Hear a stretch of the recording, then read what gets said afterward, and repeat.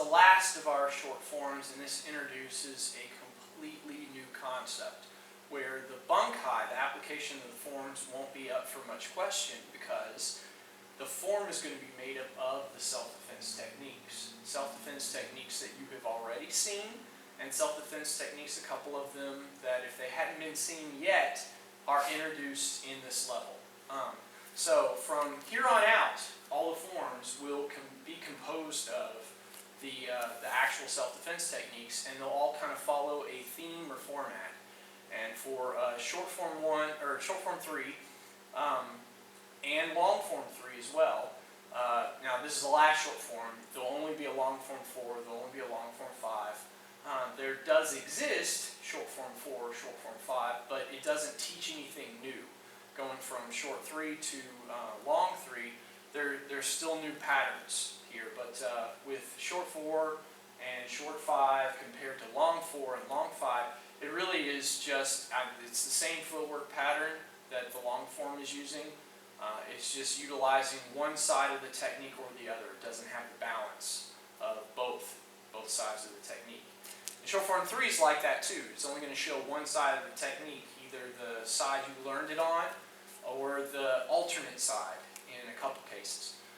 But the rest of the forms will be pretty balanced in that. The theme for this level, as well as for long form 3, are for grabbing attacks.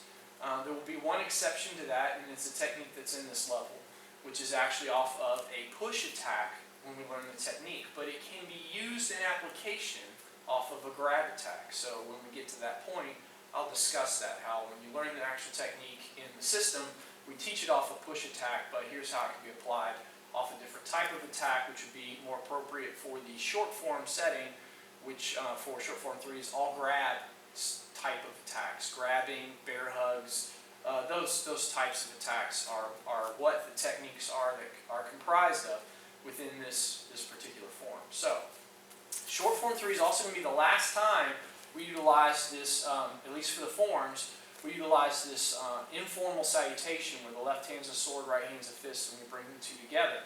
After this point, we're going to use the more formal salutation. And we'll show you that from long form 3 and onward. So left hand's a sword, right hand's a fist, our informal salutation. And the first technique that we have is in this level, and it's destructive twins. It's off a front two-hand choke.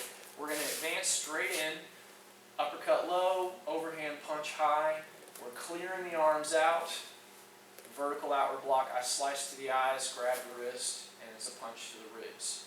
Now from here, and I'm not going to go step by step through the techniques, that's done where we learn the techniques, but from here I'm going to transition now into crashing wings, which is that rear bear hug, arms pinned, or arms free. So I come back to chamber, find myself in the bear hug, step out, crash down on the arms, and I'm going to come around behind the leg, outward elbow, pivot into a hammer fist strike, taking him over with that kind of counterbalance, knocking him over the leg. Now from here, it is twirling wings. It's a grab from behind. My first step, though, is on the other side, because usually when we do twirling wings, the left foot steps back as we pivot into the technique. Well, from this position, finishing crashing wings, I'm going to step back with the right. It's a shorter turn that way. So first I'm buckling with the right, I'm doing the alternate side, outward block with the right, and cross elbow. When I go to do the other side in the technique, we would just check and pivot. But for the form, we add a step. You're going to actually advance with the left and inward elbow with the right, still checking that elbow here. So this one only has the buckle, the low buckle on one side. We're not doing that second one because you advance with the left instead. Right? So just that much, short form 3. Here from the start, we had destructive twins, to crashing wing, comes in, and the alternate side of twirling wings. Now from here, so far, for the pattern that we're going to make, the floor pattern for this form looks kind of like a diamond shape, but not exactly, not perfect diamond shape. Because as you see, we entered here and then we kind of came out flat to the side. We didn't really create that top diagonal correctly if we were going to say it's a perfect diamond. But from this position here, we are going to go back towards the 730 line, back towards the back left corner.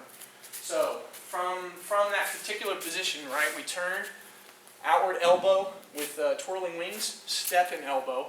Now going back towards that corner, your right leg's back, we're going to do circling wing. So they're choking you from behind, right arm comes up and we wrap the arm. I pivot and palm strike to the chin. I'm going to hook the arms out of the way, come up with the vertical elbow, and then an outward hammer fist low, right? So that's starting my backward diagonal. From here they're going to grab the wrist, and I'm going to go into crossing talon. So from here, they've got the wrist, I'm going to step forward, catching an arm, setting an arm bar, elbow, and downward elbow. And it stops there. It doesn't have the elbow with the knee with the back leg. It's just elbow and downward elbow. All right? And that's the first technique we have in our 5th grade curriculum, is the crossing talon. So let's take it up to crossing talon. Again, from the top, we have destructive twins, crashing wing, to twirling wings, to circling wing, then crossing talon. Now from here it's scraping hoof. I'm going to, in a full Nelson, spearing it, punch down and we turn. Kick back to the knee, side kick, stomp the foot. Now, at this point, I'm going to step forward on that diagonal with the right foot here, going towards the 1030 line. And as I step forward on that bottom of our, coming back up on our little diamond shape, I'm going into the second technique we have in this level, which is fatal cross. Now here's the one I was talking about. The technique's taught off of a push. Low push and we hook the arms, middle knuckle, cross back fist, cross finger whip, right? Scissoring finger whip, just like out of finger set. However, this technique's supposed to all be off of grabs and grabbing type of attacks, and push doesn't really apply to that. That's more appropriate for like long form 4. Is going to have more of your punch, push, kick, those types of attacks, even multiple attacks, but all that fit in that kind of family of attacks. So for this one, instead of it being a low hook for a push, the same technique would still work if it was like a belt grab from the front, kind of like what we do with sumo. I can hook the arms as they grab the belt, clearing the arms, step in, still hitting to the gut with the middle knuckles, arms cross over, scissoring back fist to the temple, scissoring fingers to the eyes that way. And we still have fatal cross, but it can be applied differently in this case with a low belt grab rather than a push. So that's what I've done there. Fatal cross. Hook, middle knuckle, scissoring back fist, scissoring finger whip. I'm going to step forward on this diagonal, and I'm going to do the alternate side of grasp of death. So I'm in a headlock with the left foot forward, and I'm going to hammer fist coming down front and back. Hitting the kidneys, hitting the leg or the groin. Reach up, this time with the right hand, and chin, hook the chin lift, pivot, and palm strike with the left here.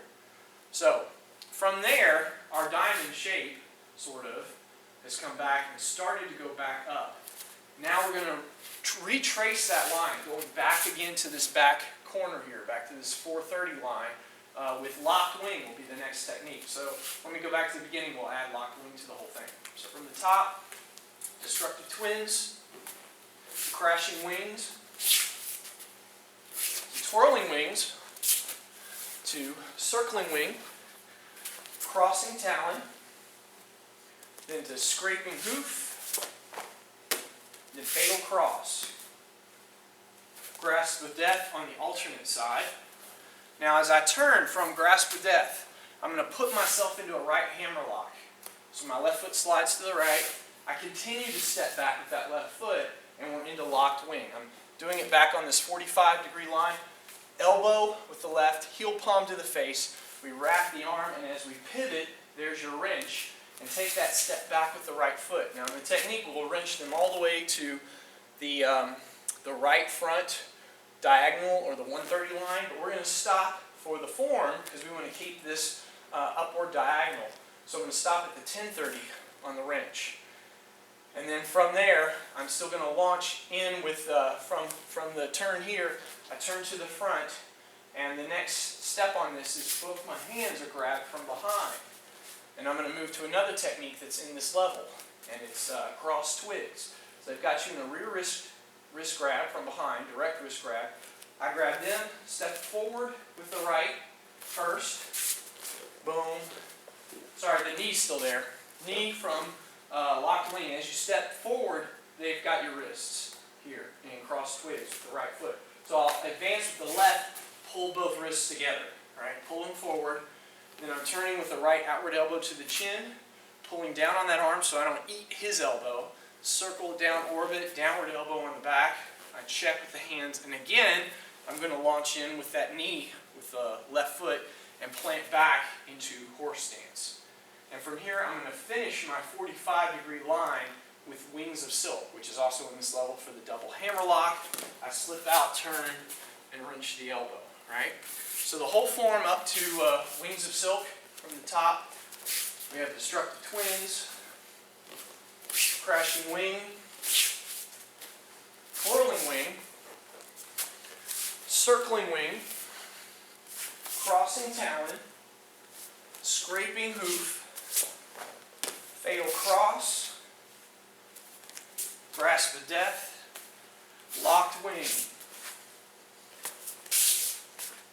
Then we have cross twigs,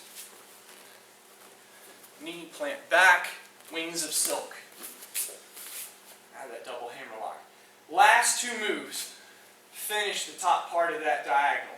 So we've done our sort of diamond. This is that last top diagonal part going towards 130. And I'm reaching across, again, a technique that's in this level, and it's conquering shield.